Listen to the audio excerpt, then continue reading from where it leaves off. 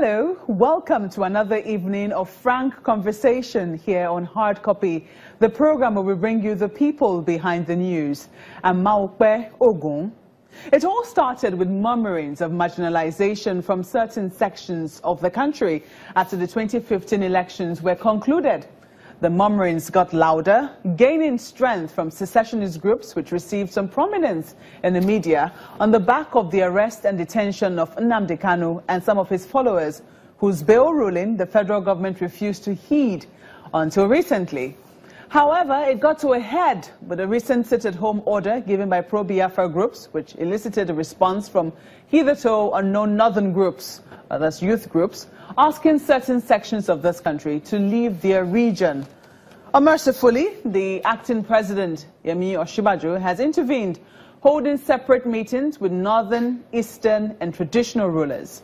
On Hard Copy tonight, I speak with Osita Okechukwu, the Director General of the Voice of Nigeria, asking him if his party could have done more to ensure that Nigeria did not get so close to the precipice again. Mr. Okechukwu, you're welcome to Hard Copy. Thank you very much.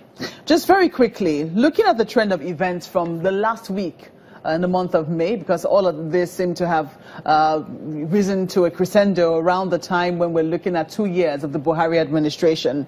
Looking at from that time to where we are right now, were you taken aback with how the trend of events proceeded? To be honest with you, let me go by the acting president that hate speech makes a clarion call. But let me be honest, both in the Southeast and the Northern youths, they do not actually, in the distribution curve, make the majority of the opinion of the people.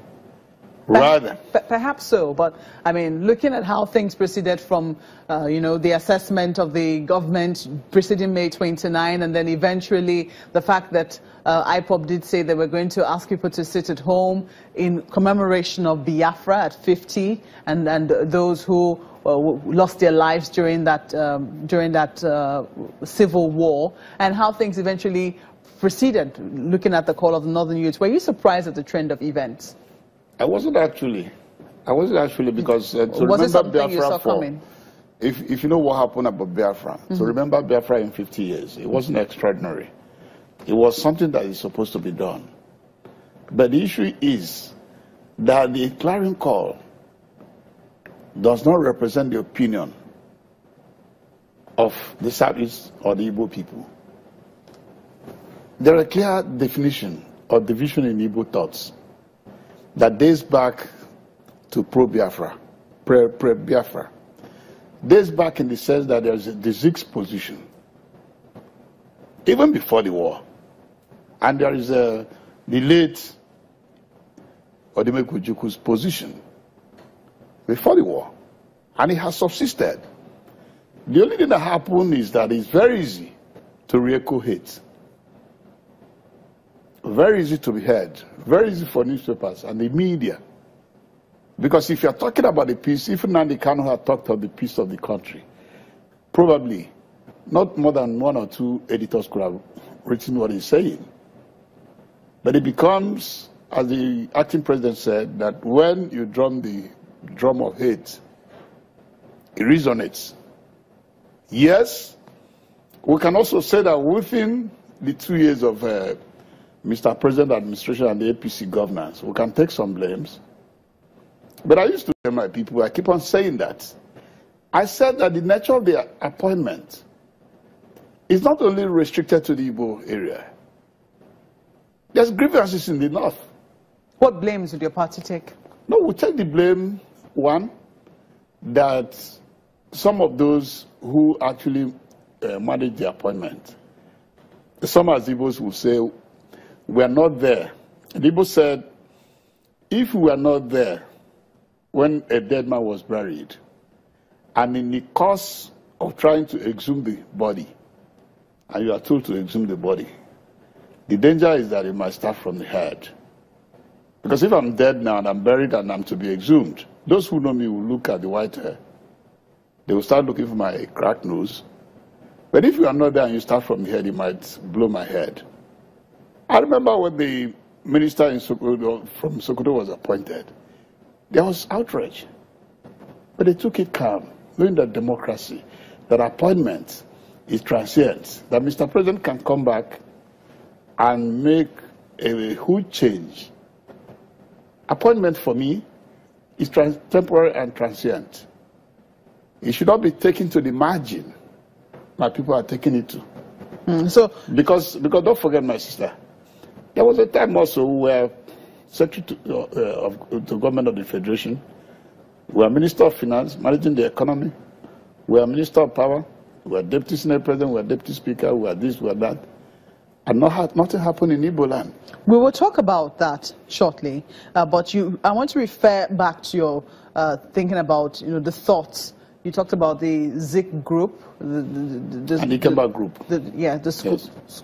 Zik School of Thought, yes. And the Kemba School of Thought. Yes. Now, I'm a Zikist for instance. Now, I don't know if you saw this title, Biafra is Dead. It was published by Premium Times. They credited an article to you that said that the actualization of Biafra is no longer feasible. But going by what has happened, or what happened in the Southeast on the 30th of May, do you still hold that view? The 30th is a remembrance. And luckily, I praise the organizers, Nnamdi Kanu and Co., for not saying that it is a demonstration on the streets. To sit at home is one of the good side of what they did, remembering 50 years of Biafra. But at the same time, why I said that to rejuvenate Biafra is a foreclosed issue is that I have talked to a spectrum of the Igbo people. And I know if there's a referendum in Igbo land today, what pains the Igbo people is they need an extra one state or two. Because they will tell you that they have 15 senators, while the other regions have 18. 21. That is concrete. Number of local governments, especially when they have become an index of distribution of federal revenue. That is what I know. And I keep on telling them that I believe, with what I've talked to the friends in the north and in the southwest and south-south, that if we place that single major issue on the table, the Nigerian people will consider it. I brought this pamphlet. I wrote this pamphlet. I'll leave it with you when I'm leaving. What did I try to highlight in this pamphlet? My community, where I was born 62 years ago, Eke. Eke town is in Enugu State, it's in the local government. It's about 100,000 persons, home and abroad. By oral history, one parentage, 5 boys.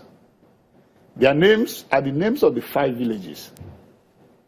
That community has 98% Catholics, not just Christianity, but the Catholic sect. 98 or 99% speaks the Wawa dialect, a sub-dialect in Igbo language, collectively. So there's no issue of ethnicity, there's no issue of religion, there's no issue of different mother, one parentage, father and mother, by oral history. But it's more divided than the country. Why? Because sometimes, in 1998, the paramount ruler died, and the next village wanted to have their turn. Because of that chieftaincy tussle, but I'm trying to drive you to what kind of re-echoes and dominates people's mind. But as the acting president said, this is one of the trying times. A time that tries the soul of man. A time that we'll have to look inwards. Whether actually the problem we have in Nigeria, whether the hunger is located only in Igbo land, whether the gross unemployment is only located in Igbo land.